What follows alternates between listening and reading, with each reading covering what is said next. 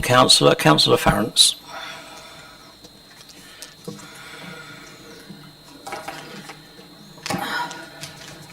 Thank you, Chair. This application for outline planning permission from Gladman Developments Limited is now before you for the third time. As you know, the applicants will not be developing the land but selling it on for development. Gladman still maintain that no more than 15% affordable housing is viable on this site. At the previous meeting, councillors described this figure as paltry and an insult to both council and community. Apparently it isn't viable because Gladman have to make a profit of £20 million. Am I alone in being bemused by this figure? Why could Gladman not make a smaller but very handsome profit and meet TDC's policies for 30% affordable homes? To put this in context, and to quote from the officer's documents before us, currently 29% of our population are on a low income of less than £16,000 per year, and average earnings are within the bottom 20% of the whole of England.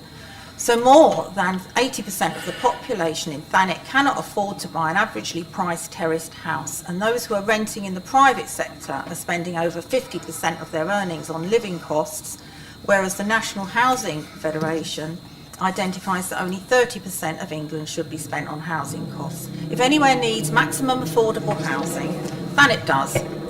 Secondly, members and officers have received detailed information from many concerned residents about the serious lack of biodiversity studies and mitigation for this development, and I understand that policy SP30 around providing mitigation for farmland birds is being broken. There have been several requests for the missing bird and breeding bird surveys to be completed. Residents have therefore commissioned an independent ecology survey, and initial high-level observations suggest that farmland birds are indeed present on the site, which was apparently dismissed by the Gladman ecologists. Our farmland in Thanet is possibly some of the oldest in the country, and the wildlife possibly some of the most established. For example, DEFRA states the significance of the area for lapwing, redshank and corn bunting. Gladman have not managed to record any of this.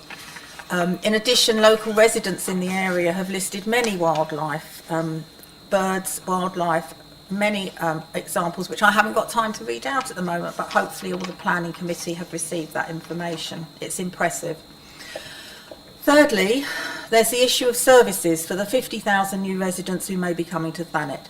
Currently, I'm extremely worried about the impact of thousands of new residents being proposed in Salmston Ward, where the GP service is already overstretched, so that there are 60,000 patients per GP against the national average of about 2,000. The CCG has only made a requirement for the cost of buildings to meet this need and not considered medical personnel. But this was nearly a year ago. Since then, the CCG has stated clearly that Thanet continues to struggle with a low number of doctors and we have a fragile GP system. Please can officers assure us that they've gone back to the CCG in the light of these recent statements from a few months ago to ask what actions the CCG is taking to recruit more GPs and medical staff to Thanet, which we so badly need.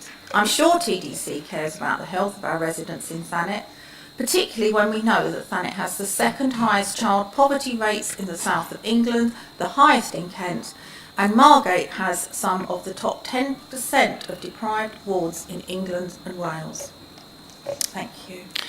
Thank you, Councillor Farrance.